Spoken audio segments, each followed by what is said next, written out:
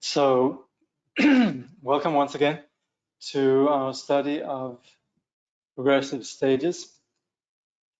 Now, someone could just confirm if you can actually hear me, because for some reason my sound is being oddly silent. So please confirm if you can, there's any sound. Good. All right, excellent. Yes, all right. Okay.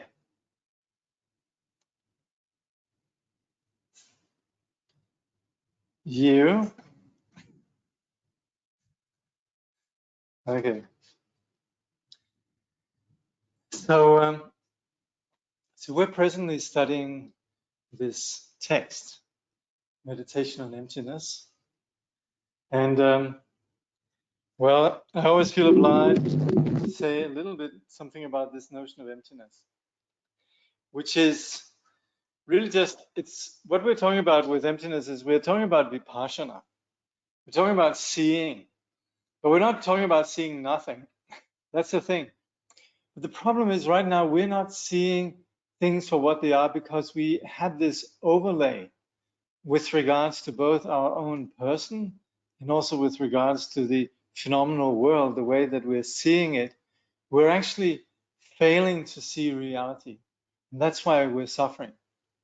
So when we talk about emptiness, we are talking about that vipassana that no longer is obscured with regards to, you could say, this sort of substantiation or this kind of turning what is in fact a free, open dimension of appearances and cognizance and so forth. We're turning it into something that it isn't, namely something hard and fast. And that's where we're engaged in a process that's essentially delusional. That's where the Buddha has to come in and say, hey, this is just a movie. And we're completely caught up in the perceptions, thinking they're actually real. So it's really just doing us a favor. The Buddha sees that we suffer unnecessarily and wishes really just to point out something. Basically, wishes to point out that things don't really exist the way we think they do. And what also we mean with emptiness is that phenomena don't really exist. Our reality doesn't exist as some philosophical project that we can get our head around. It actually means, in terms of experience, that we're willing to actually begin to properly interact with reality, not just have ideas about reality. And that's where the entire idea of having progressive stages of meditation, it means that there's progressive stages in which we mature to a greater degree of openness. Right now we're closed in, and essentially we could define samsara as a condition of being closed in and habituated to just relying on our own fantasies, our own projections. And what the Buddha sees is we're not particularly enjoying life in this realm of our projections. And so the Buddha would like it to actually take us outside and show us the beautiful landscape, just like you're seeing part of it here. This is, I think, Borneo or something like that. Anyway, this is what we mean with progressive stages on emptiness, to actually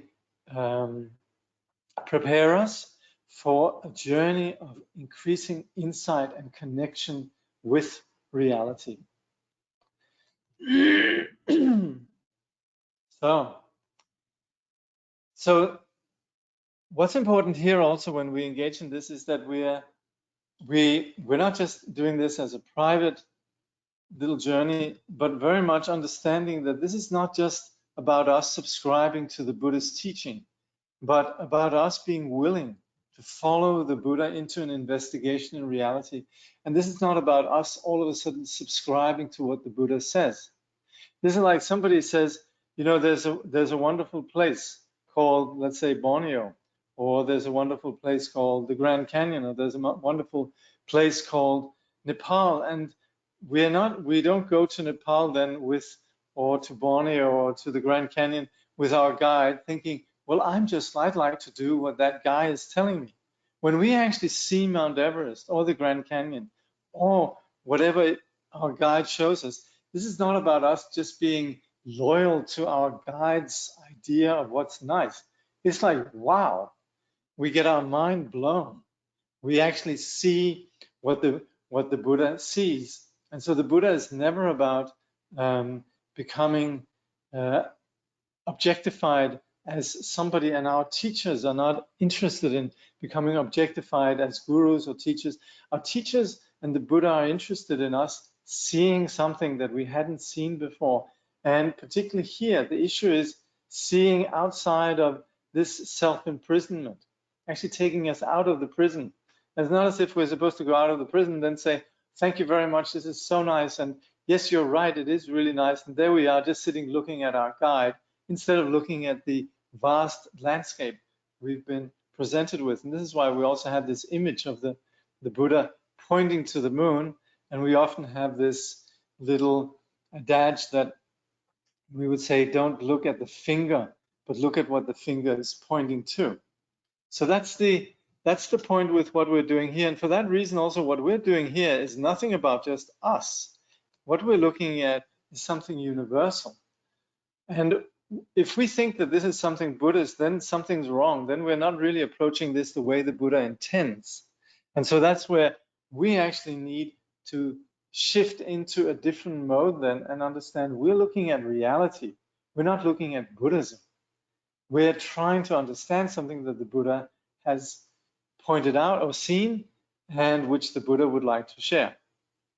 Okay, I think I've made my point, right?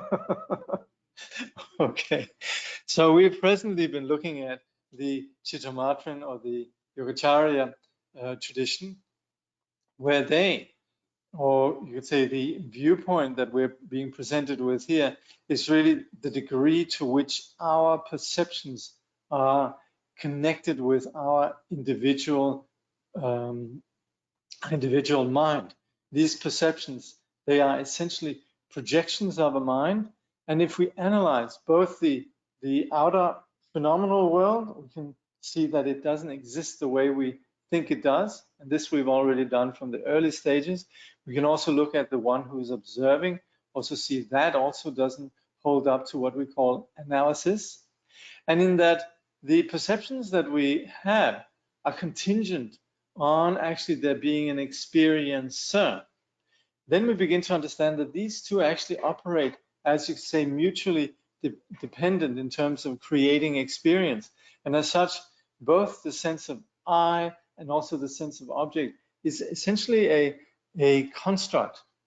So we begin to realize the key role really that the mind has in this delusional condition. So we've looked at that, and we're presently now looking at the meditation procedure. So how to actually practice this. So Khenpo Tsultrim Gyamtso, he says, as with the Shravaka stage, begin by taking refuge and arousing bodhicitta motivation, meaning we take refuge in the Buddha as the guide. We've looked around, and we have reason to believe that the Buddha has seen what is real, that the Buddha's insight is valid. So we take refuge in the Buddha. And then we arouse this bodhicitta motivation, which is that we intend to apply this in order to benefit others. So bodhicitta motivation is this vastness in terms of, you could say, our dedication to the world at large. And it also comes with this insight of wisdom, the way in which we're no longer deceived by appearances. So this is the unity of wisdom and compassion. So beginning with that as the foundation for what we're doing, Khenpo then says, reflect carefully on the example of the dream and the three natures. Reflect on how the idea of separate, truly existent outside of objects is an unnecessary and superfluous invention of the mind. So this is what we looked at before. So we essentially sort of reiterate that, get that in place.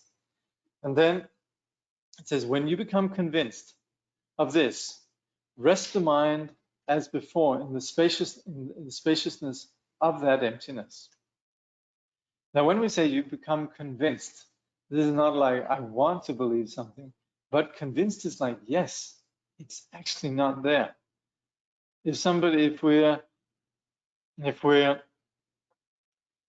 we come across the famous snake, and somebody says, "Hey, it's not a snake; it's actually just a rope," then we might still have the palpitations and adrenaline rushing.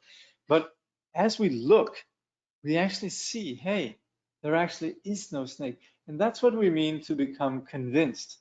So it's not like we're some sort of auto-suggestion where we're just wanting to believe something, but it's actually that we truly are certain about this.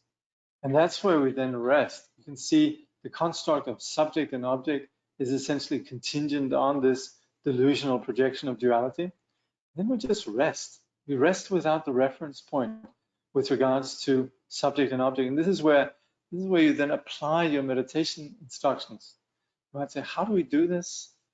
Well, how do we integrate this? Well, it's really coming back to the same old, same old.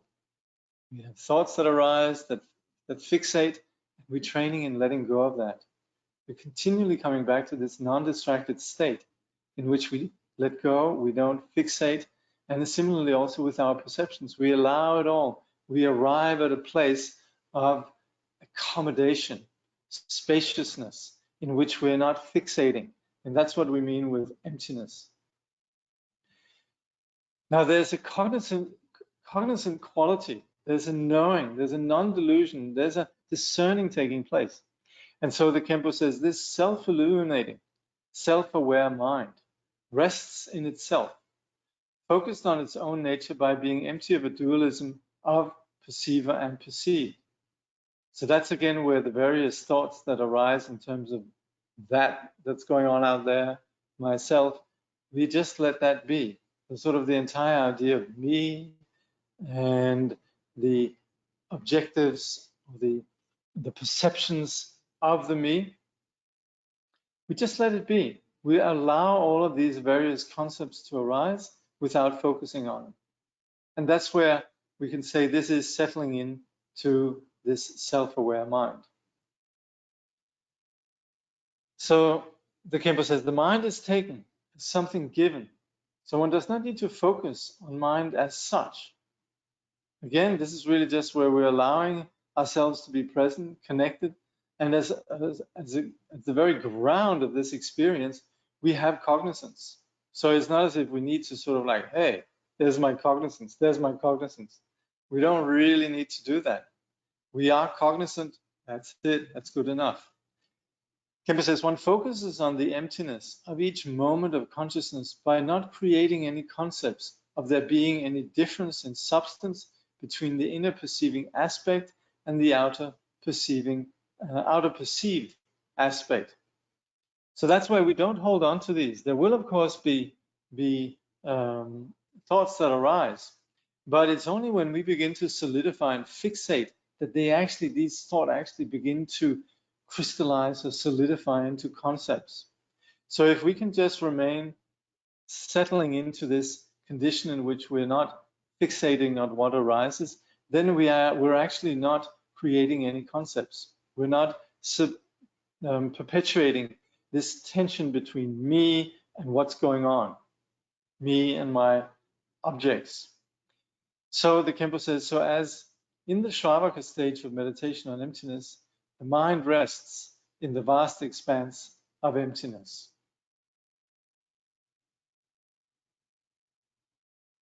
That sounds so nice, doesn't it? In case all this babbling that I'm going on about here, you can just let that wash over you. And at the end, you can just say, hey, the man said, the mind rests in the vast expanse of emptiness. Ah, nice. That's the bottom line. Then the Khenpo says, between sessions, reflect on how all experience is like a dream. The outer world and the inner mind are all mind, just as in a dream.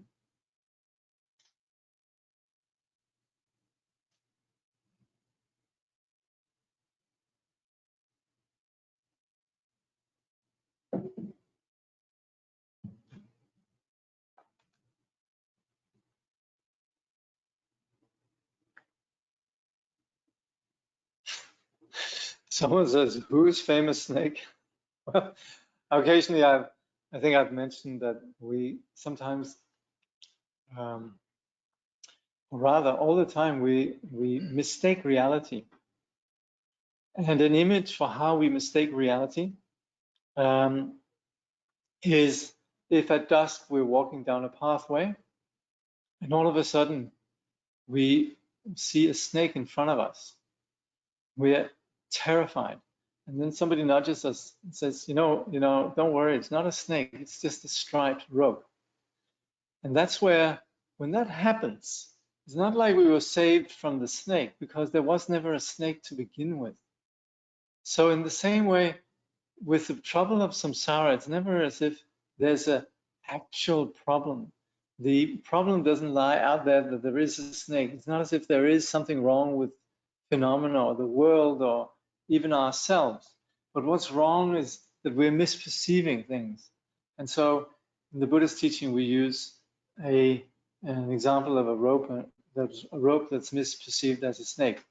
So that is the famous snake.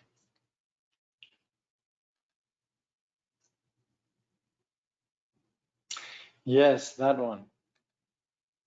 Okay.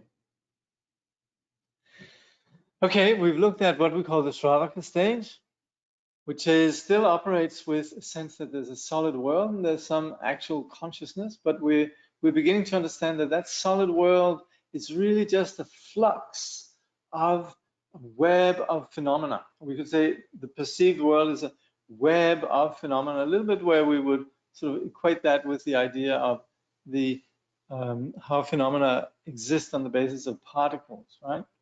And we also have a sense of self on the basis of moments of consciousness. Now, what we've just looked at in terms of the Yogacarya is really that all of this is really just projection of the mind. The perception of the outer object, the perceiving subject, really is all taking place in terms of simply a mind. And that mind is then what can be falling into what we call samsara, or it can be free. So that's essentially the Yogacarya proposition, that what really is happening is this mind is creating a phenomenology of samsara and innately is free. And this freedom can be described in terms of a phenomenology of awakening. So in that sense, the Yogacarya, they operate with what we call the three natures, basically the mind, and this mind is a given, you could say. This we call the dependent nature. You can go either way. And then it can fall into what we call the imaginary nature, which is then this phenomenology, this experience of samsara, of delusion. And it can also essentially show mind for what it truly is, what we then call the fully established nature. And that, you could say, is reality. So that's how the Yogacarya, they approach things, very much seeing the key role of the mind. Now, stage 3, we're now going into something called Madhyamika. Madhyamika is what we would call the ontological perspective. It's where we look, what is there actually? And that's where we see how the world can be seen in terms of the way that we project onto it, also like the Yogacarya talked about. And this we call relative truth. This appears as a truth, but actually doesn't actually have real truth to it. It's just that it appears as such. And that's where then the Madhyamika says, as long as we're caught up in our individual relative way of seeing things, we're stuck within our own relative, you can say, projection or relative truth. The Madhyamika, they'd like to show what truth actually is. And that's where they show that, well, if you want to know what truth is, you cannot actually find it. The problem that we in the world have is that we're trying to hold on to something as absolute. So of course, in terms of language, then the Madhyamikans, they talk about absolute truth. But what they're really talking about is the freedom from these conceptual constructs. So that's what Madhyamika does. Now the Svatantrika, they're a Madhyamika that is aware of the way in which the mind operates. And as such, the Svatantrika Madhyamaka is very similar to the Yogacarya, but it's also one that is married to then the vision of that there actually there's nothing actually in reality that we can hold on to. And that's freedom. That's also where you'd say this goes beyond anything that we call religion. This goes beyond anything that we refer to as philosophy. This goes beyond anything we can refer to as science. It goes beyond any way of trying to pinpoint reality conceptually. And it points out how our attempts at trying to, essentially how our belief in our realities and even our beliefs in our ideas about realities, they are always going to fail in terms of us actually liberating ourselves from ignorance. And this, of course, we can see there's a, it's not as if the Dalai Lama is the Dalai Lama because he's read an awful lot of books. It's not as if the sage is the sage just because they know exactly all the answers. It's because they're free. They're free of concepts. And that's the beauty, and that's the beauty of being with a sage. So this is somebody who's free from concepts. They have a great sense of humor. They have an aerial perspective. They're free from what binds us. And that's why the sage is so attractive. It's this freedom. And that is where the Buddha did something very wise. There's a famous incident where there was a philosopher who came to see the Buddha. And the philosopher asked 14 questions. So essentially said, is there a beginning of the universe or not? Or is it like there's both, or maybe neither? Or is there an end to the universe and both and not, etc.? Is the Buddha still present in nirvana? What else? There's 14 questions that he asked. And they were all essentially trying to, it's like pot smokers, sit down and think, wow, man, wow. And then they have these sort of ideas, like, man, it's like this. Philosophers actually do the same, with all respect for 2,000 years of, Western philosophy, comparing them to pot smokers. But it is essentially this project of trying to diminish reality into ideas and then furiously writing all of it down. There's a few funny stories in that regard, but anyway, so basically I hope you understand that when we talk about Madhyamika, we're essentially talking about this vastness. That's where we in the Madhyamika very often use a methodology that can sometimes be a bit overwhelming. But essentially Madhyamikans, they're very compassionate. It's not like they just sort of settle into this great space of freedom from conceptual constructs and then sort of go, well, I'm out of here, They actually very compassionately engage with the world. And that's important for us who live within the world. Well, I suppose most of us do, right? And we're in conversation with others. That's where the Madhyamikans, they could show how this habit that we all have of trying to diminish reality into our little categories and little boxes, it fails. And that's where the Madhyamikans, they use this approach that we call refutation, that they actually show how every time somebody grabs onto some version of reality, it actually fails in connecting with reality. So the Madhyamika approach is very much about taking the logic of others and showing how it fails. The purpose is to free from, you could say, the idea of philosophy. The idea is to free the individuals from philosophy, from ideas, what actually basically holds them back.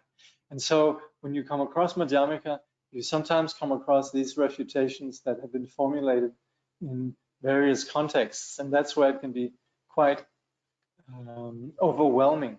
If you come across Madhyamika refutations of, let's say, the Sankhya tradition, or some of the Indian traditions that you had, or even some of the Buddhist traditions, then you might think, oh my God, this is beyond me. But that's where it's really important that we understand that the Madhyamikans, They're actually just interested in freeing us from ideas about reality. And they do so in taking those that, they sort of come and impose a lot of authority. This is how it is, and ordinary people, they sort of go, wow, well, that sounds very convincing. And that's where it's really you could say, the compassionate project of the likes of Nagarjuna to actually take these, you could say, very cerebral and very strongly consolidated within the cultural discourse, these very strongly consolidated ideas, and actually show that they're flawed. They don't work. They will never ever set the mind free.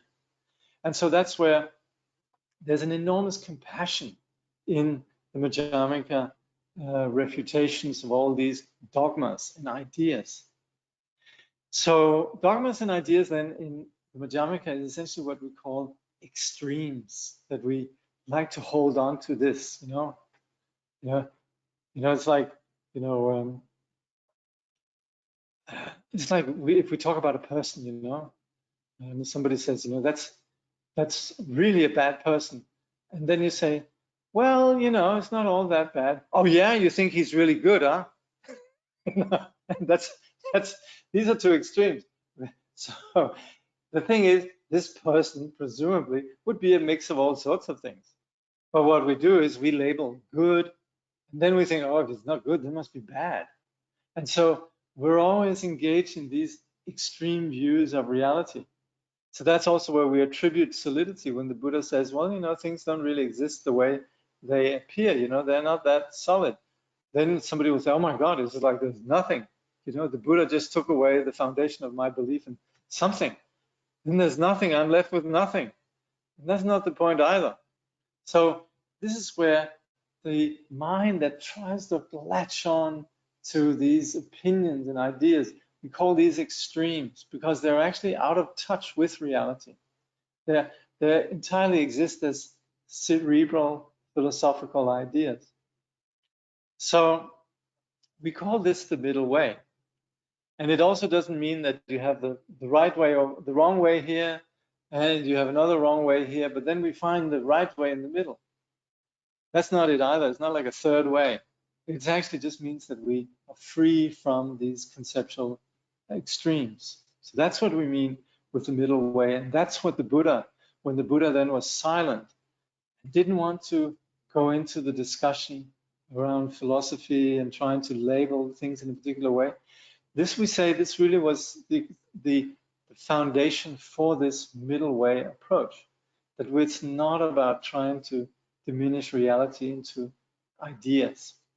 So the Khenpo says Madhyamaka literally means the middle way between extremes. This can be thought of as being taught in three increasingly subtle stages. So now we're going to look at three approaches to Madhyamaka. The first two stages teach the self-emptiness of the dharmas. So this means really that phenomena in and of themselves, they lack what we call inherent existence.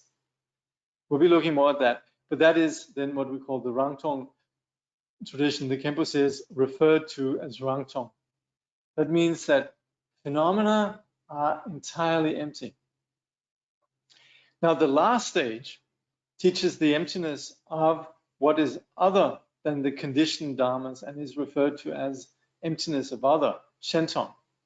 And that's why we would say, yeah, phenomena, they're empty. For sure, they're empty of the way that we project onto them. But reality is empty of the way that we think of it, but is not empty of enlightenment. So we would say there is an unconditional quality of the of reality that we overlook because we're fixated on the conditioned, we're fixated on the delusional. But that doesn't mean that there isn't an undiluted quality of reality, a clear seeing, and all the qualities that come with that.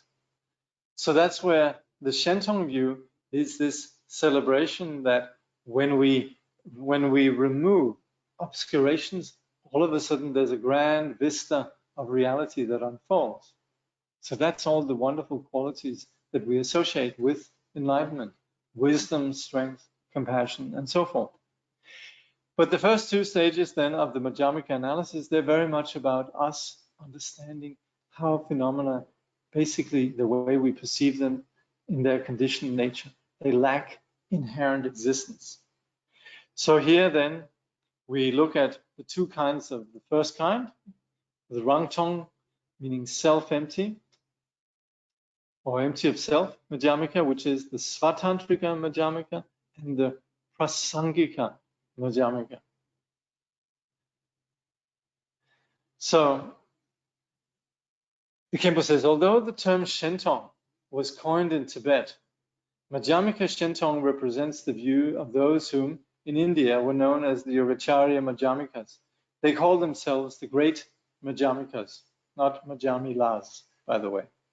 And this includes some very great masters like Saraha, or like Shantarakshita, or yeah, a number of great, Ratna, how was his name again?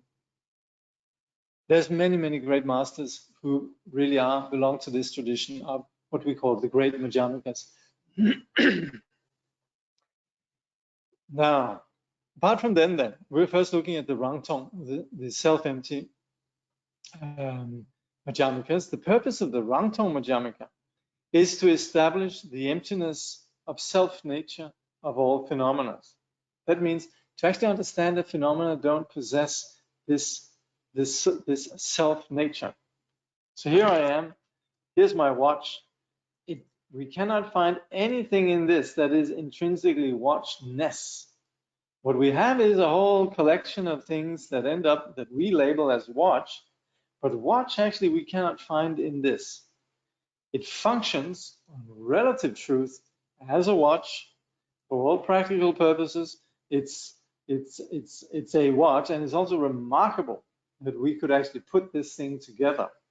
So we are very indebted to those that can navigate and who can basically construct something like this. But to find an essential watch in this, we can't. This we've, of course, already established in our analysis of the external world and also in terms of ourself. But this is what we call the emptiness of self-nature. So the Khenpo says, when we were considering the Chittamatran system, we saw there were three kinds of emptiness. The emptiness of the imaginary nature, the emptiness of the dependent nature, and the emptiness that is the truly existent nature. We saw that the emptiness of the imaginary nature meant that when an imaginary object is closely scrutinized, it is found to not exist at all, except in the imagination. Again, coming back to my clock, we will not find any clock here, except apart from the label that we give to this. From its own side, there's not a single part of this clock that thinks, I am a watch. It's entirely us that labels it. And by the way, ants don't label it. Condors don't label it. Groundhogs don't label it like that. It's us who label this. So the clockness that we're attributing to this, that exists in our mind. So that's why we refer to as imaginary nature. So relative truth, yes, if you just lands on your head, not as if we're just going to say, oh yeah, well that's all emptiness, you know. But as far as finding the essence of it, then we realize that it really just exists in terms of our projection. So the Khenpo says, in particular, it refers to the emptiness or absence of self-emptiness in the person and outside objects. In other words, they never existed as real entities except in the imagination. So that's the imaginary nature. On the other hand, okay, please remember this idea of relative truth and absolute truth. It doesn't mean that your children don't exist. It doesn't mean that your parents don't exist. It doesn't mean you don't have to pay taxes. It doesn't mean that there's no up and down. All of that applies in relative truth. But it's when we apply this thing that we call absolute analysis and actually investigate, can we find anything ultimate in this, that we then end up seeing, well, this is all just, we're essentially operating with labeling. On the other hand, then, the Khenpo says, we saw that the emptiness of the dependent nature which in Chittamatra refers chiefly to the mind stream, meant it was empty of the imaginary nature, but not of its own nature. This is the point that Madhyamikas refute. They do not consider the ultimate emptiness, parinishpana, found by the Chittamatrans, to be ultimate emptiness at all. In their opinion, the Chittamatran analysis does not go far enough. That means that this nature that essentially is our mind that can go into samsara, it can go into nirvana, it could go either way. That the Chittamatrans, they would say, well, you know, that nature actually just needs to be understood for what it is. And it's actually, this nature actually exists. So that's where they would say the dependent nature has true existence.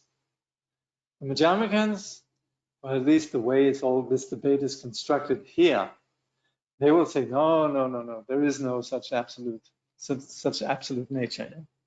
Anyway, it's good for us to just sort of go tag along a little bit with this reasoning, because this is, of course, this is reflected in all the discussions actually we have in life.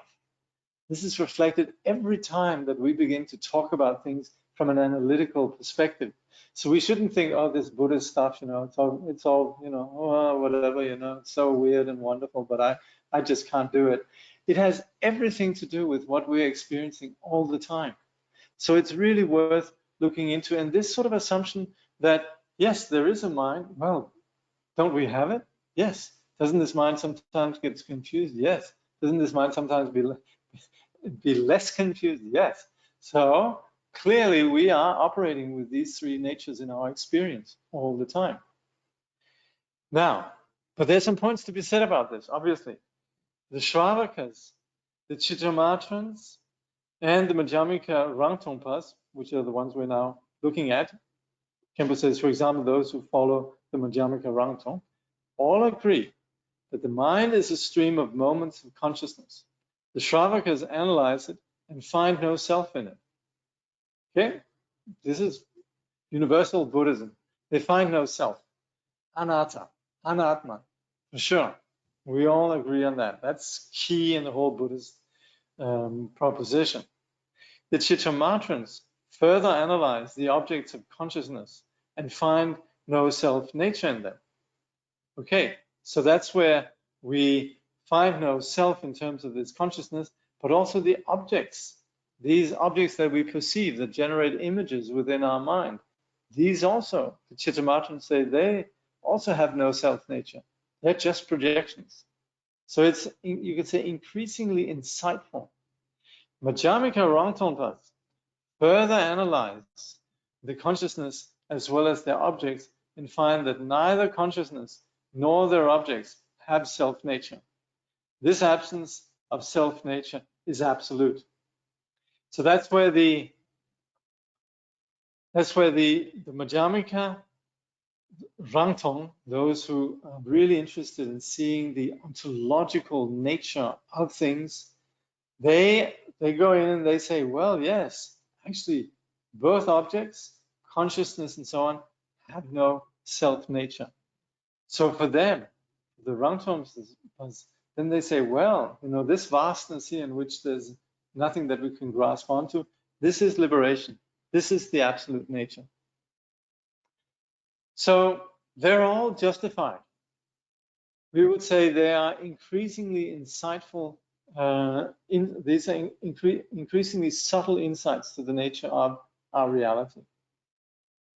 So we understand this a little bit in a hierarchical sense.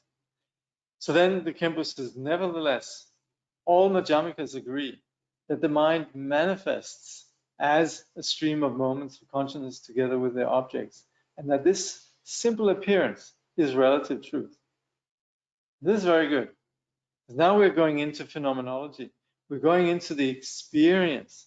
And that's why, regardless of what you might say in terms of how things are in the absolute sense, in reality, as far as our experience goes, well, then there certainly is all these moments of consciousness. There are all these objects. So it's not as if the Dalai Lama is just going to walk around and say, hey, it's all just emptiness. You know? The Dalai Lama is going to say, what time is it? You know, where's my watch? Where's my cat? Whatever. I heard the Dalai Lama has a cat. Anyway, so this is where we talk about relative truth. So the Khenpo says it is not absolute. Both Shravakas and Chaturmatrans think of the moments of consciousness of the mind streams as that they are absolute in some sense. But in the final analysis, one always experiences mind as something real. So that's where the Shravakas and Chaturmatrans, they go in and they begin to see, well, what appears as the self is actually just a construct. And what appears as phenomena out there, really just constructs. But they would still say that there is something that is the experiencer. So there is some stuff that they still would hold on to, something that has substance. So Khenpo says the Madhyamika Rangtong uses reason to establish that consciousnesses and their objects cannot be absolute, ultimately real, because in the final analysis, each arises only in dependence of the other, and neither has a self-nature of its own. So in that anything that we perceive is very much based on there's something out there, and there's someone who perceives it, and then we generate an image that we hold as real. Then we would see that image that we generate, that's based on there both being something out there and a perceiver. So at the end of the day, it's what we call a dependent phenomena. It doesn't actually exist in reality. And that's a really important point, that there is no self-nature. There's some very good arguments around this, but it's really more just, if we could just begin to appreciate that we can look at anything and we can just see actually everything really just exists on the basis of causes and conditions coming together. It is conditioned. When something is conditioned, it doesn't exist unconditionally. We can just keep that in mind. Conditioned things don't exist conditionally. Then it means that we can actually grasp that phenomena don't have this self-nature. To have a self-nature would mean it would never change. It would always remain the same. There would always be an essence that is unchanging. That anything that we look at in nature is necessarily always changing. So that's, and even if we might say space, well, space only is something that we refer to as space as relative to what is not space. So whether it's, you could say, the phenomena themselves or the way that we conceptually identify them, nothing actually has any reality in and of itself. I think, is that supposed to be, what's the point in that? Well, it's the point where we actually relinquish our fixation on things. And that's where the Buddha wants to set us free. The Buddha is not presenting this in order for us to blow our minds or to give some really far out ideas. But the Buddha is interested in us getting free of suffering. And that's where even the most subtle attachment, even though there's maybe spiritual insights, if there's still some reference point, it still holds on to the object as existing, holding on to me, then there's still some reference point that is founded on delusions, founded on duality. It then becomes the cause of suffering. It's going to get in the way of us actually eliminating what we call cognitive obscuration. So we need to just sort of take this into account. And of course, like I said earlier, it really just justifies what we're doing in terms of meditation practice. So it really just gives us more certainty about the validity of what we're doing with meditation practice. So meditation practice is not just about us sort of going into a zone of peace and loving kindness and all of that, which of course it is, but more than anything in the Buddhist context, meditation is really about us beginning to wake up and see. And what we're doing here now is sort of a little bit, you could say, expounding reality and saying, look, this is how things are. And in this way, our meditation practice and our theory, they begin to join up and really work. Now, the Khenpo then says, this approach is very powerful. This understanding of the lack of self-nature, it's very powerful and profound way of establishing the emptiness of all relative phenomena that arises from causes and conditions and mutual dependence. So this is where we understand that everything really arises as something that stands in relation to something else. Everything is, you could say, stands in relation, and for that nature, for that reason, it's empty.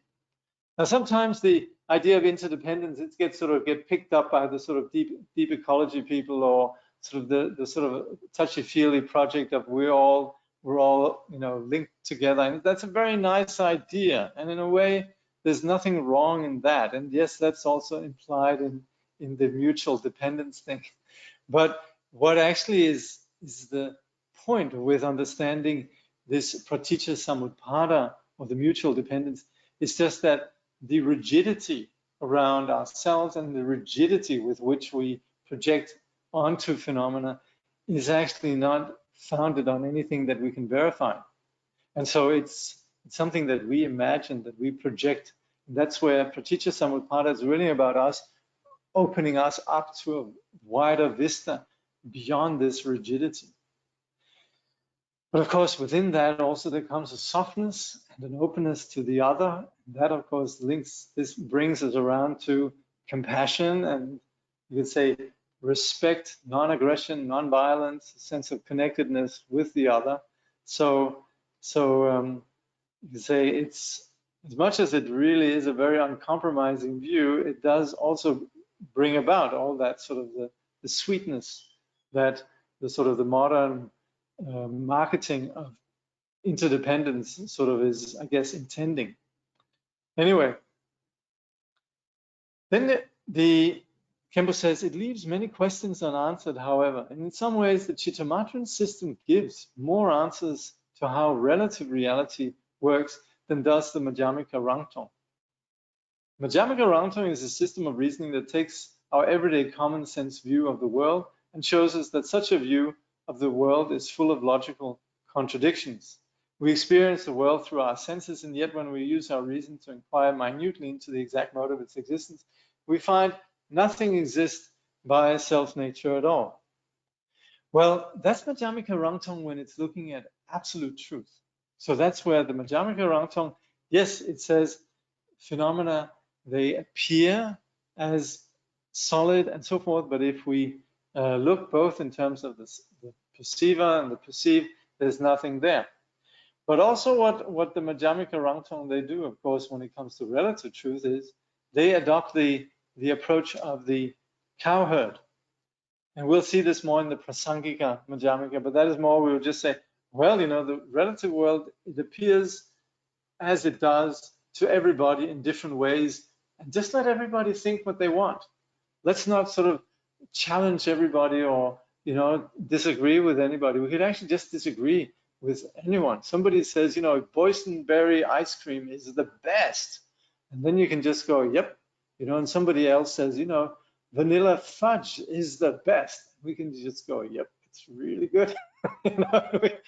We could listen to different music pieces and people are enthused with what they think is the best. And we can just say, yeah, it really is good. But what we understand also is that in the object, in the ice cream or the music, there is no leaning towards good or bad and so forth. And that actually opens us up.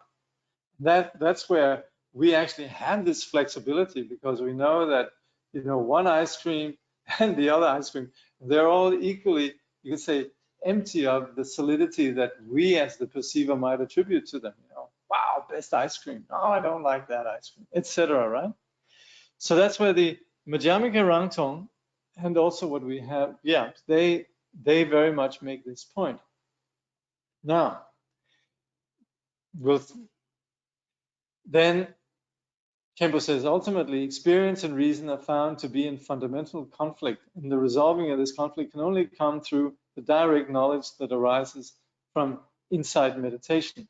Just the aim of all Madhyamika system is to clarify awareness by exhausting the reasoning mind and helping it give up its preconceived ideas concerning the nature of the world. Now, this might sound exhausting the reasoning mind, clarifying awareness by exhausting the reasoning mind. That's actually where it's a very beautiful project, because it really is where we give up the judgmental mind.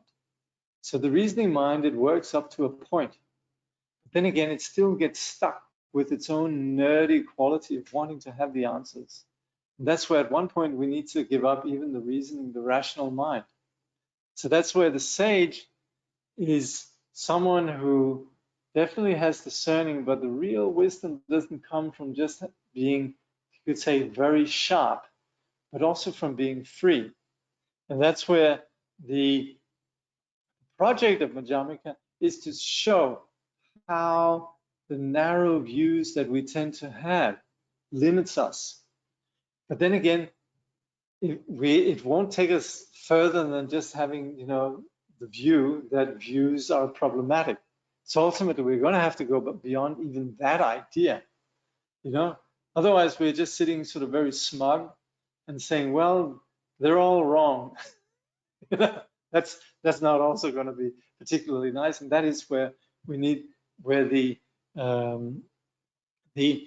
insight meditation is essential, because this resolving the conflict can only come through the direct knowledge that arises from insight meditation. So this whole problem around the reasoning mind that takes positions and so on, even if it arrives at the point where it sees the flaw of opinion, the flaw of the reasoning mind, that could in itself just become an idea. And that's where, when it comes to the role of philosophy in Buddhism, it's really just to take us there where we can see this reasoning mind, it has its limits. But then we need to go further than just having that conclusion, because there actually has to be the process that begins then to connect to a greater reality beyond just thinking about it. And that's what we do with the practice of meditation. That is the point with Vipassana or insight meditation.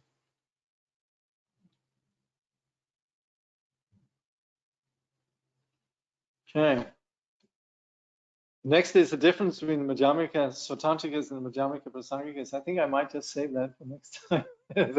We're not going to open that can of worms today. So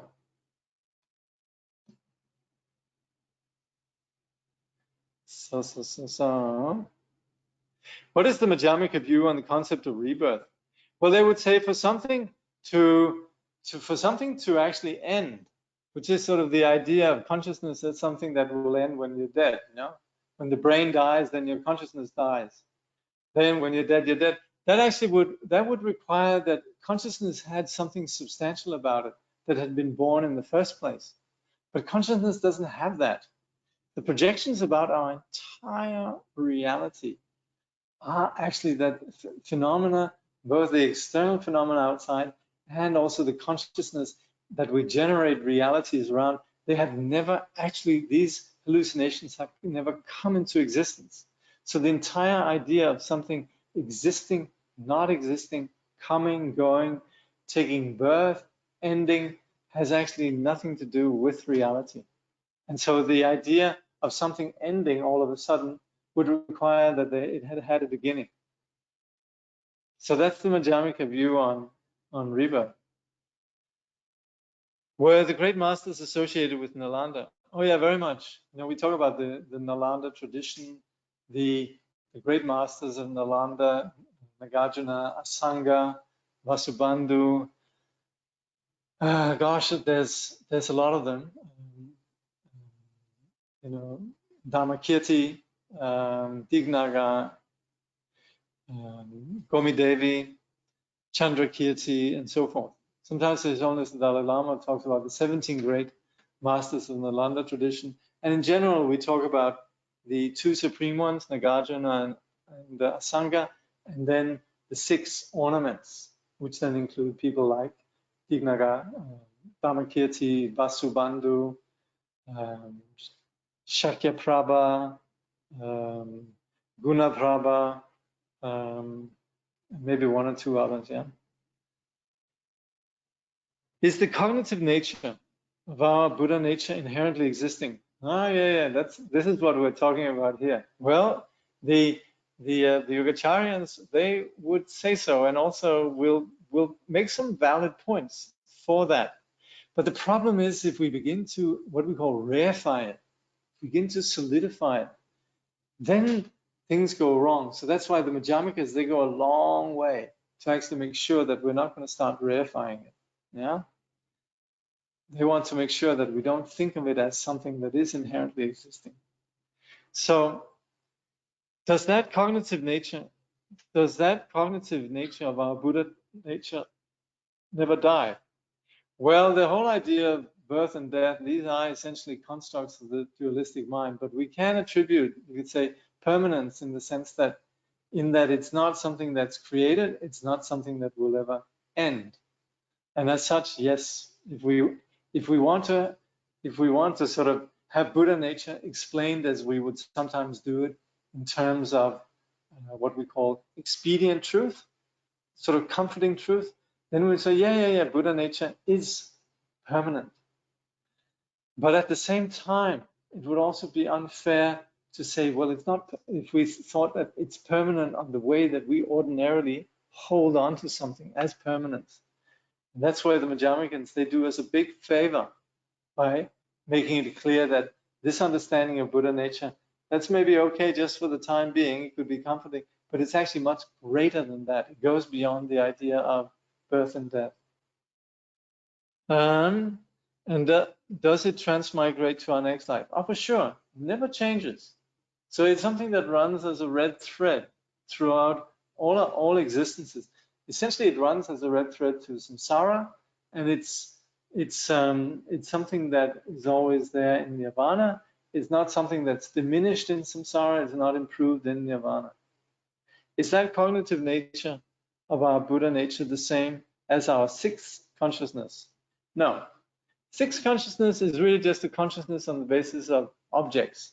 So that's the way that we essentially experience in terms of the dualistic mind, a mind that generates images. So that's part of the, you could say, the deluded mind. Yeah. Wow, Jakob, I am really taken by your care and effort to clarify and affect our meditation and theories. Thank you again for your effort and care. You're very welcome. I would like now to ask you a few questions. One, Praticca Samutpada. Hold on. Praticca Samutpada, could it be said to manifest as the sweetness of interdependence and the open dimensional principle of all phenomena, perceptions, and projection loosening? Yeah. I mean, it is the way that phenomena, it's a way of describing phenomena. So it is the fact that, yes, everything is connected, and it also means emptiness. But in essence, it really is it's an ontological perspective that looks at how things are and seeing that everything exists as a web of causes and conditions that create appearances. And the problem is we tend to hold on to these appearances. So the Buddha comes along and says, well, it appears as solid, but it's really just a web of causes and conditions. But that frees up the mind that ordinarily is caught in fixation on a self, and in that way, it is really what that quality of wisdom enables compassion. Two, space. Is there not space that exists to accommodate and be empty all the same, like moving your hand or moving a cup through space as such? Yes, and of course. And we would refer to this quality as space, as spaciousness. But that's just a label that we give to this phenomenon. So that also the label spaces, as opposed to if there was something, that would get in the way. No more space. Yeah. So that's where we would say solid, space, and so forth. So that way we would refer to that as a dependent imputation, that is conceptually imputed.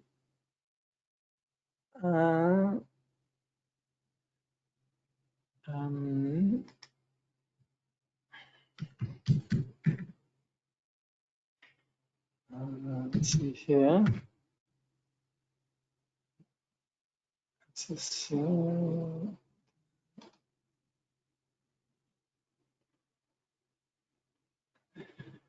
Someone's asking something here. I'll email you. Then the third question. Thank you, showing us we can exist without holding on to notions that are actually imagination. Yeah. Well, that's what the Buddha would like us to do, to free us from that.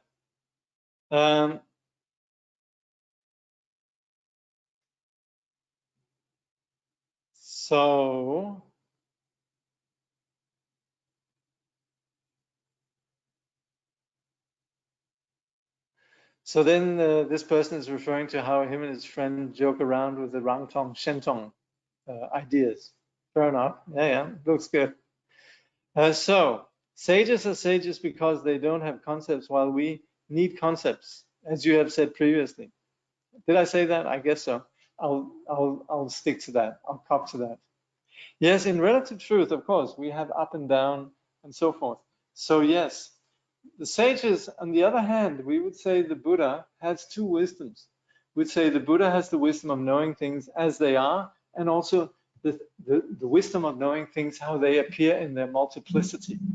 So we'd say these are the two wisdoms of a Buddha. One, basically knowing reality, but also knowing how reality appears to sentient beings. And that's the compassionate quality of the Buddha. Where do Zen koans fit in here? They fit in just like the Madhyamika reasoning. Madhyamika reasoning is using a reason to dislodge the ordinary, you could say, conceptual mind. Whereas Zen koans, they essentially seek to do the same. And you know, Madhyamika reasoning, that can be of different kinds. Sometimes we use sort of reasoning that sort of goes along with the other. Sometimes it sort of tries to make a statement of something. But sometimes Madhyamika really just is quite hardcore. It just shows that, you know, if you hold on to things in a particular way, this is the consequence, you know. So that's where the Zen koan and the Madhyamika Prasangika, they in a way, they a little bit operate in a similar way. They really just, they basically short circuit the ordinary conceptual mind. Why is it called middle way? Some people might think the middle way means the same as the word compromise. No, that's what I was explaining earlier about the middle way. Yeah, that is not like that. It's essentially where I explained about the 14 unanswered questions of the Buddha. Yeah. So means the same as the word compromise, like taking the lukewarm approach instead of either hot or cold. But it's not that. I've heard the term used like that. Oh, just take the middle. Yeah, no, it doesn't mean like that. Meaning do the thing in the middle. No, it's not like that. Like instead of taking, yeah. I think we've covered that. Yeah, this was covered earlier. So I think just refer to what we discussed earlier.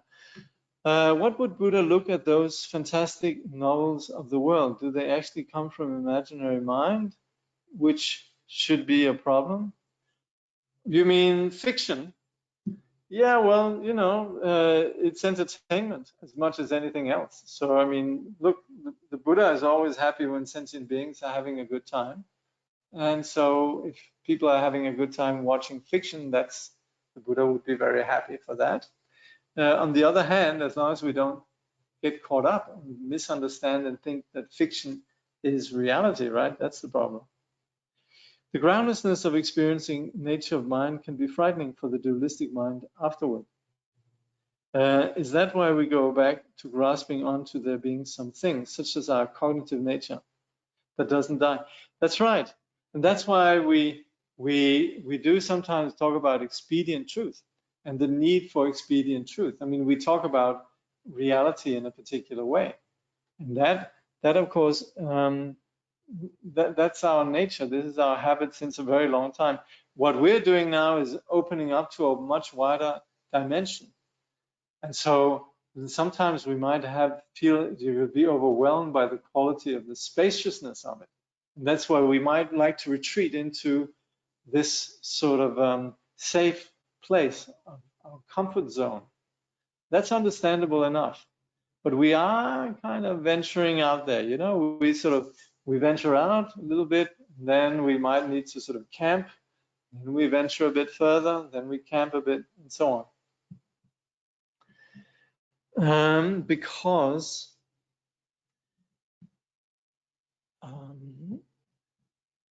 okay, I think I'm gonna have to make a rule. Questions that are made I'm only gonna do questions that have been entered before. What is it, 5:55 or something like that? Yeah. Because there is no actual independent thing, we might get caught up in the connection of all things and forget about true emptiness. Is that something you were warning us of? Yeah. I mean, it's sometimes just that you take something that's vast, like the Praticca Samutpada, and you sort of hook it up to a particular agenda, which is all right. But you know, if it pleases people, but it fails to sort of really appreciate the vastness, really, of the idea of the Praticca Samutpada. Yeah, like that of deep ecological interdependent recognition. Absolutely. I mean, that's beautiful. Look, deep ecology is very important, and in general, any kind of, you could say, reaching out beyond self is always a good thing. So it doesn't really matter if we're doing this in the context of just participating in a bake sale down at the local church. You know, that's already a great thing. So volunteering at St. Vincent's and so on. So all of that really is, you could say, something that moves us beyond the cause of suffering. All right, so we'll conclude here. Thank you very much for hanging in here. And I would say if you're feeling overwhelmed by some of this material, that's completely understandable. You're not the first. There's been generations of men and women who have sort of going, what, with these things. But at the same time, first of all, it's not bad. It's like anything, just getting used to these ideas. And it also does have a very profound impact and a very profound role in terms of our meditation practice, in terms of us, you could say, outgrowing the causes of suffering. So it is very important, very valuable. And that's the reason why for 2,500 years, then Buddhist teachers, particularly in the Indian and the Indo-Tibetan tradition, really have emphasized the importance of this study of the progressive stages of emptiness. So thank you very much for following in the footsteps of this noble tradition. And if we look at the lives of these sages, we can see it really was worthwhile. This is what has opened up immense qualities in terms of compassion, in terms of benefiting, in terms of insight into reality. Okay.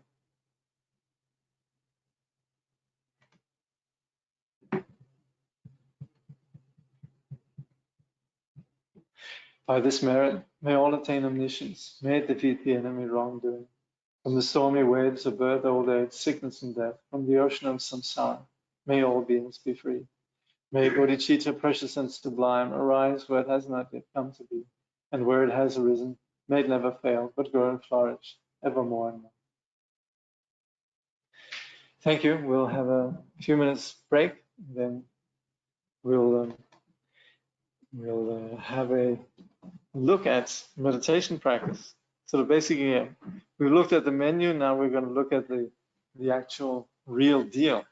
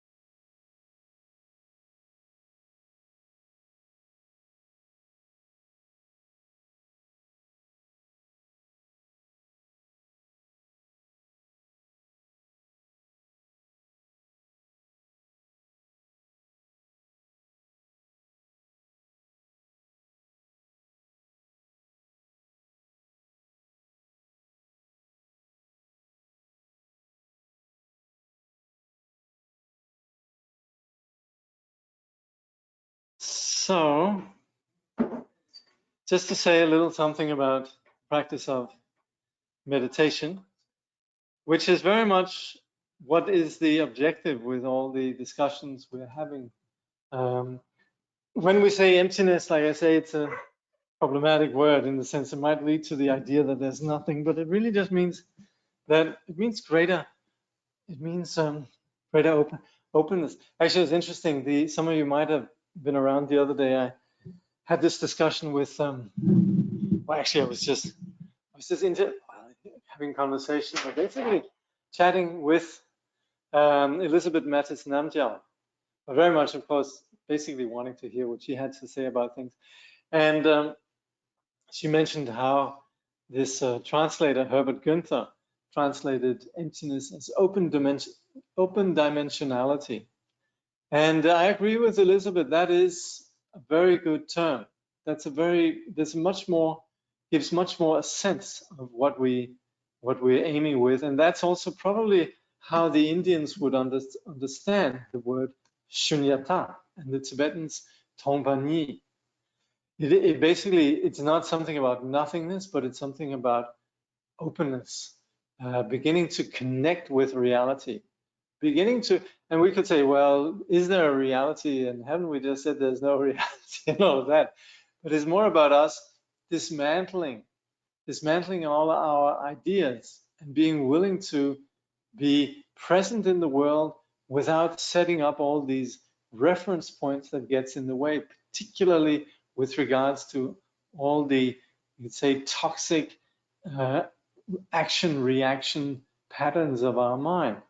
And that's where we're in a much more open, much more compassionate, much more realistic place when the mind is not caught up in its own inner dialogue, in its own inner attitudes, in its own habitual projections onto the world and onto ourselves. So basically, the whole idea of what we're doing with the study of emptiness is really to begin to dislodge, to take apart what actually prevents us from being fully present. And that's where the sages, they're saying you're missing out.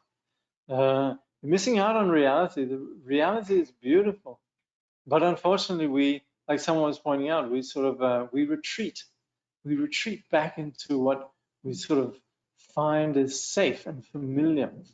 So it's a little bit like, you know, when we can't handle, you know, you look at the landscape here, the Bay of Borneo, and we might say, oh, that's too much, you know, I'd rather go back into my cabin, you know, and read a book, you know, or I'd rather, the world is too big, but I feel much safer when I'm sitting here looking at my little app. And that's, you know, that's what very often happens, really. And so, like someone was saying, you know, someone had given up their smartphone and saying, well, I'm probably not going to, you know, reach the end of my life and saying, gosh, I should have spent more time looking at apps on my phone. So this is where the sages, they would like us to introduce us to this vastness that is essentially endowed with what we call all the supreme aspects. And that's the point, really, with our study. But in terms of us then applying this science, it is then for us to be quiet and to sit. And that is where we have the conspicuous aspect of meditation, where we sit quietly and begin to settle. And that's what in the sort of the Vajrayana and the Mahayana context, we refer to this as the view. It's not something intellectual, but it's actually the experience of just settling. And that's where we can integrate this view through the various methods. In the general Mahayana, we integrate this view, this vastness, this wisdom, through the skillful means of the various paramitas, generosity, discipline, patience, endeavor, meditation, and so forth. And in the Vajrayana, we integrate this vision of the view through the yogas of what we call the four empowerments, sadhana practice, yoga with Nadi Prana Bindu, and yoga practices like Mahasandhi and Mahamudra. So all of these, they are ways in which we integrate this vastness, this view. So we would be fooling ourselves if we just leave that to be sort of something that's far out and interesting that we read about and sometimes think about. We actually need to experience it. And that's where we take the advantage of, we create the best possible conditions when we allow ourselves to just sit quietly. This is what we mean with shamatha, to present a place in which we could have some calm. And the mind then could begin to connect with just this simplicity of just being properly present without all the concepts that are continually running through our mind and without being distracted by them. And that's why it's so valuable, this practice of sitting meditation. Of course, we should understand that this sitting in and of itself is not, this is not the ultimate, it's not the end in itself, but it's very, very helpful in order for us to get an actual taste of what this means, this quality of the settled mind, the non-distracted mind. And when we have that, then there's a condition of openness, a condition of courage, a condition of fearlessness that then takes place when we apply the method of meditation and the method of not continually retreating back into our familiar narratives, but also actually finding a way to sustain non-distraction, sustain presence, sustain openness, while in the midst of all these inevitable thoughts that arise. And that's what we sometimes refer to as the samadhi of non-thought. It doesn't really mean that there's no thought, but it means that we're onto something where we're not entangled by the thoughts. So this is very, very helpful. And so the thing about meditation practice is it does not at all lend itself to the general sort of demand of the modern person to be entertained. So we would like to be entertained. And initially meditation sells because it sounds as if it's going to provide the solution. It's going to provide us with something that could make us feel good. But meditation is much more than that. It's about us actually beginning to relinquish this little greedy, hunger that wants and wants and wants. And initially meditation sort of lines up and sounds like, oh, that's like a really great thing. It's going to give me a lot of sense of well-being and possibly meaning, and it's going to provide all these things that I want. And so it really just becomes another object of the mind that's hungry for entertainment. And that's what we're actually doing here, is we're overcoming an addiction. So the sort of the hungry, thirsty, addicted self is actually being put on the wagon. And but we actually do so with a recognition, and that's where the theory is helpful, that it makes sense. And we actually can discern that we needn't do that, and we can see how it actually is counterproductive. So that's where, with the practice of meditation, despite it not, you could say, meeting the demands of the modern person for entertainment, then it does provide ultimate satisfaction. And it is the core, really, of the entire project of validating our true worth. And that's where we then emerge with genuine confidence, not just the sort of the consumer that has been gratified, but more the sense of autonomy and confidence, unconditional confidence. So that's where this is very, very valuable. And this is really the key skillful means on the Buddha's path. So in terms of us doing it, we do this here in conjunction with the Buddha sadhana. We invoke the presence of the Buddha, very much acknowledging the greatness of the Buddha in terms of the Buddha's qualities of elimination and in terms of qualities of realization. And then,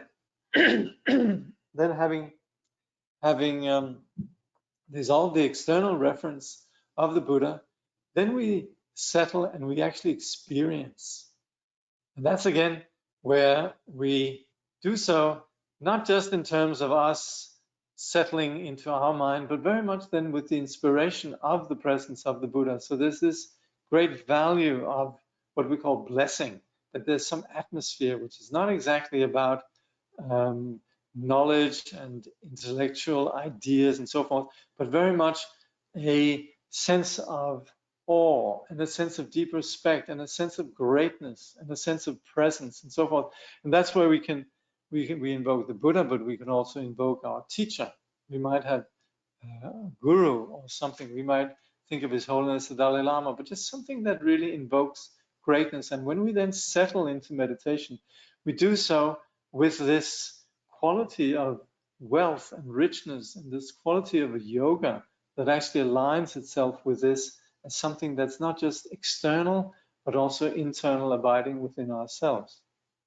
So that's where the ingredients of meditation consist then of these two aspects of not being distracted, continually coming back, and in doing so, not perpetuating the ordinary fixations and actually training ourselves in sustaining a presence that's not contaminated by our concepts. So this we refer to then as this quality of awareness. Now, there's usually 3 points to the meditation that I like to go over. I think I have 2 minutes left. So this consists of having a good posture and to focus the mind as we're sitting. After we dissolve the reference of the Buddha, then just coming back to being mindful through reference to the breath being non-conceptual. Otherwise, we might be sitting wondering about the nature of mind and what have you, and having all sorts of philosophical ideas. But coming back to the breath is entirely non-conceptual. So this is very, very helpful.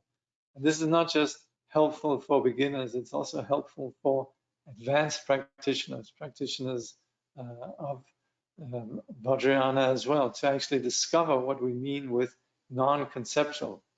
Otherwise, we might hear a lot about the non-conceptual, and we might aspire to it, but we're always thinking, wondering, what is this non-conceptual?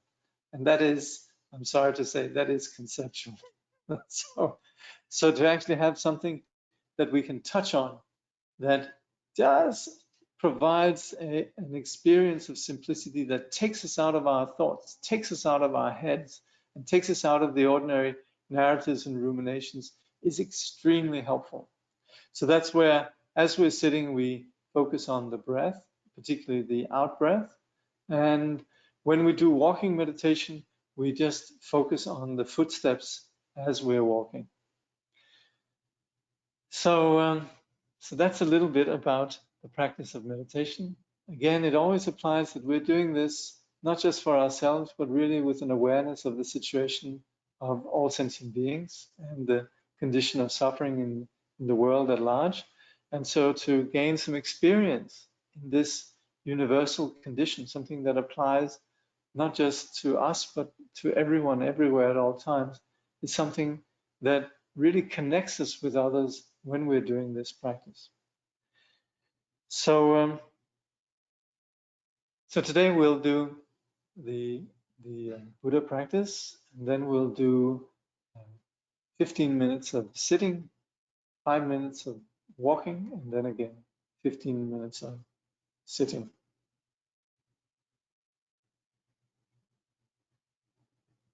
Sometimes you do 10 minutes of walking. 10 minutes of walking, thank you.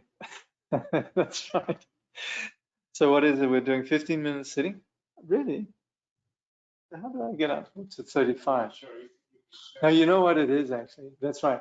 We are doing 15 minutes of sitting, 5 minutes of walking, and then 15 minutes of sitting. Yeah, 35 minutes. Okay, we'll take a 2-minute break, and then we'll begin. Thank you.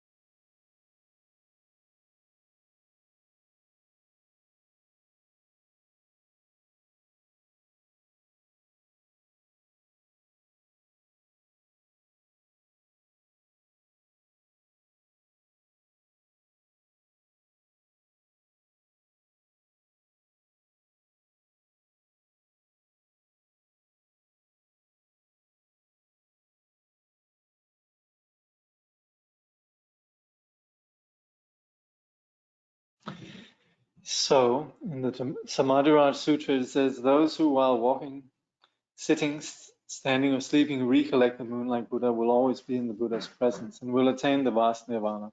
And his pure body is the color of gold, beautiful is the protector of the world. Whoever visualizes him like this practices the meditation of the Bodhisattvas. In keeping with this, we should practice remembering our incomparable teacher, the Lord of Sages, in the following way. In the Buddha, the Dharma, and the Supreme Assembly, I take refuge until I attain enlightenment. Through the merit of practicing generosity and so on, may I attain Buddhahood for the benefit of all beings. In the Buddha, the Dharma, and the Supreme Assembly, I take refuge until I attain enlightenment. Through the merit of practicing generosity and so on, may I attain Buddhahood for the benefit of all beings. In the Buddha, the Dharma, and the Supreme Assembly, I take refuge until I attain enlightenment. Through the merit of practicing generosity and so on, may I attain Buddhahood for the benefit of all beings. May all sentient beings enjoy happiness and the causes of happiness. May they be free from suffering and the causes of suffering. May they never be separated from the sacred happiness devoid of suffering. And may they dwell in boundless equanimity that is free from attachment and aversion. As the union of an unborn emptiness and the ceaseless appearances of interdependence, magically there appears before me in the sky, amidst vast clouds of offerings, on a jewel-lined throne and lotus sun and moon disk seats, the incomparable teacher, Lion of the Shaktas. His body, the color of gold, adorned with major and minor marks.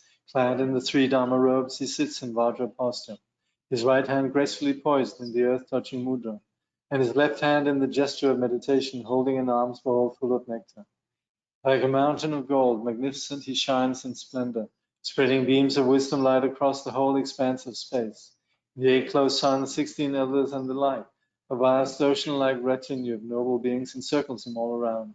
Simply think of him and he grants the glory of the highest bliss, liberation from samsara and nirvana, the 2 extremes. He is the great being, perfect embodiment of every source of refuge.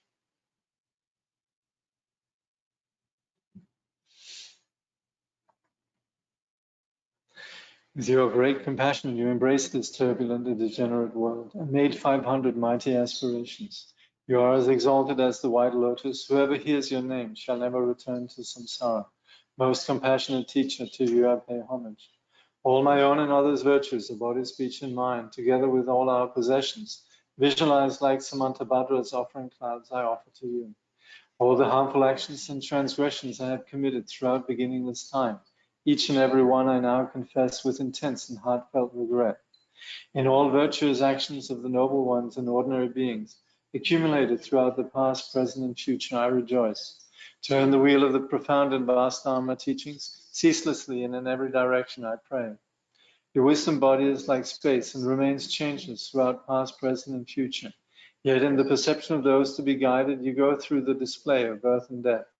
Even so, let your form body continue always to appear. Through all the virtues I have accumulated in the past, I'm accumulating now and will accumulate in the future, for the sake of benefiting all beings who are as infinite as space. May you, the sovereign of Dharma, be forever pleased, and may all attain the state of the victorious one, the Lord of Dharma. Living beings like us adrift in this degenerate age have no guidance nor protection. Because of your kindness, caring for us with surpassing compassion, every manifestation in this world now of the 3 jewels is your enlightened activity.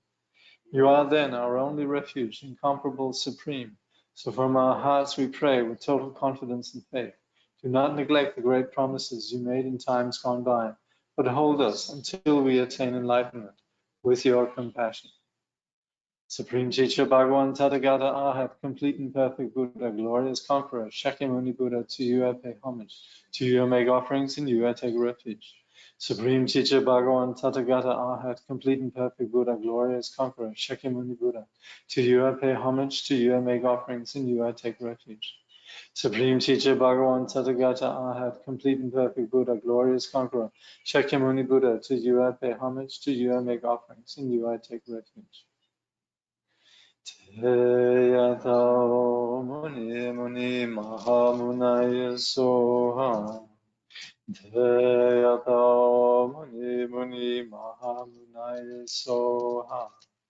Teyatao muni muni mahamunaya soha. Jaya Dao Muni Muni Mahamunaya Soha.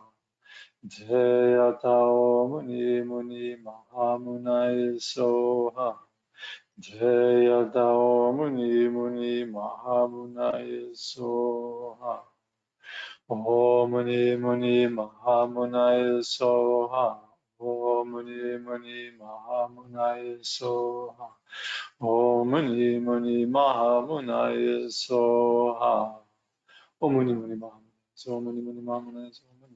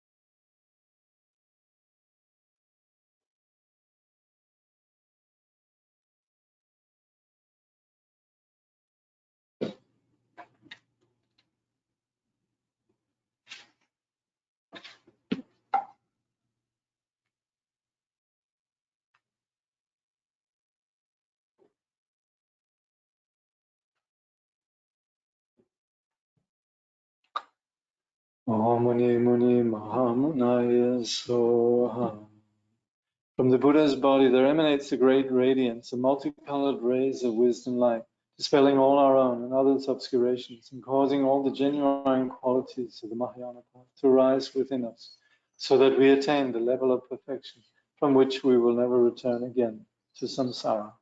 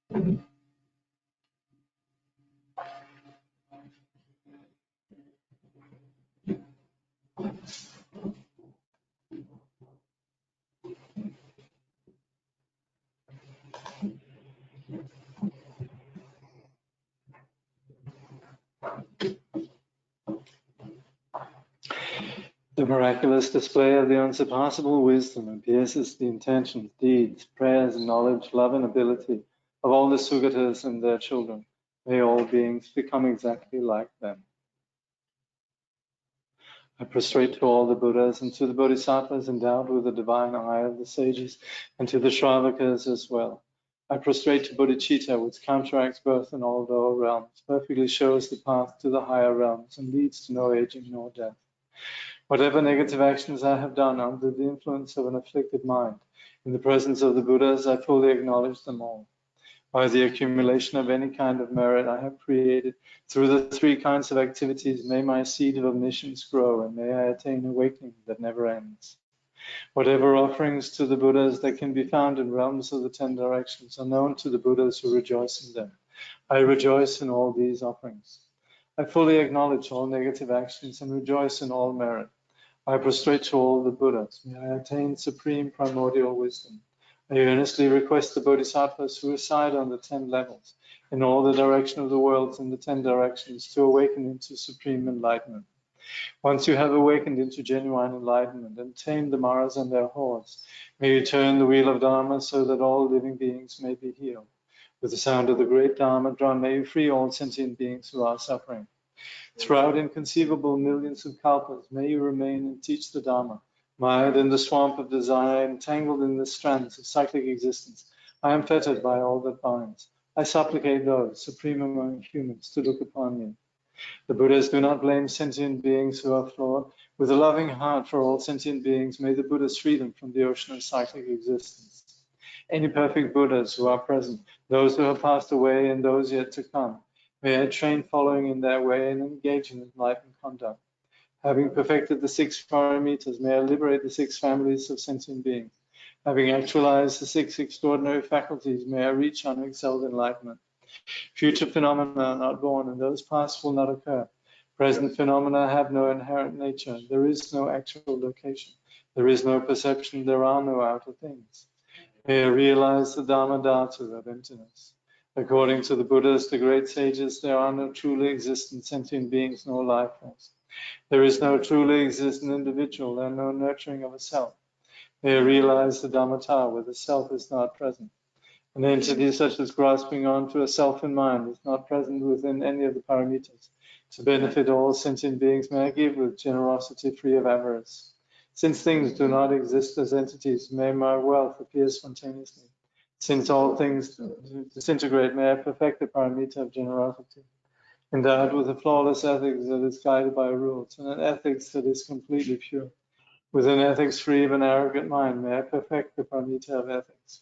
Just as the elements of earth, water, fire, and wind, bodhisattvas do not remain caught by mental constructs. By attaining patience, anger never arises. May I perfect the paramita of patience. Through the power of previous perseverance, having become stable, enthusiastic, and free of laziness, and through a strong body and mind, may I perfect the paramita of perseverance.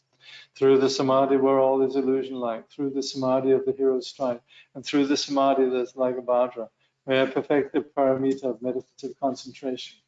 Through actualizing the three gates of full liberation, the equal nature of the three times, and the three types of knowing as well, may I perfect the paramita of prajna. Through persevering in the bodhisattva's practice, may I attain the kaya praised by all the Buddhas, the luminous kaya and the kaya praised majesty. Thus may my intentions be fulfilled. May I be like the famed Maitreya, who engaged in such a practice, perfected the paramita, and perfectly abides at the zenith of the 10th level. By this merit may all attain omniscience, may defeat the enemy wrongdoing. From the stormy waves of birth, old age, sickness, and death, from the ocean of samsara, may all beings be free. May bodhicitta, precious and sublime, arise where it has not yet come to be, and where it has arisen, may it never fail, but grow and flourish ever more and more. May the Buddha appear in this world, may the light of the teaching shine like the sun. May the holders of the teaching live in harmony, and thus may all be auspicious for the teaching to endure. We pray for the good health of the teachers. We pray for their precious lives to be long. We pray for their activities to spread and increase. May we be blessed never to part from the teachings. Agashasya stitiyavat yavacha jagataha stitihi tavan mama stiti bhuyat jagat rugani nata akashasya stitiyavat yavacha jagataha stiti tavan mama stiti bhuyat jagat rugani nata tavan mama stiti bhuyat Jagadukani Tavam mama stiti bhuya Jagadukani. As long as space remains, as long as the world remains, may I too remain to alleviate the sufferings of the world.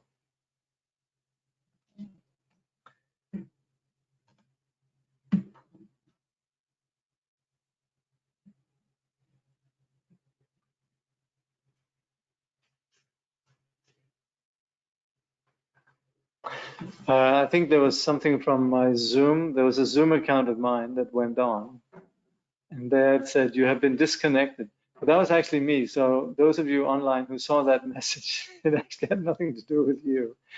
There's this my Zoom who was doing its thing. This is an entirely different interface. I'm using something called Citrix GoToWebinar. So my Zoom account has nothing to do with that. So apologies if that somehow disturbed your meditation. Anyway, thank you for coming and see you again. Bye-bye.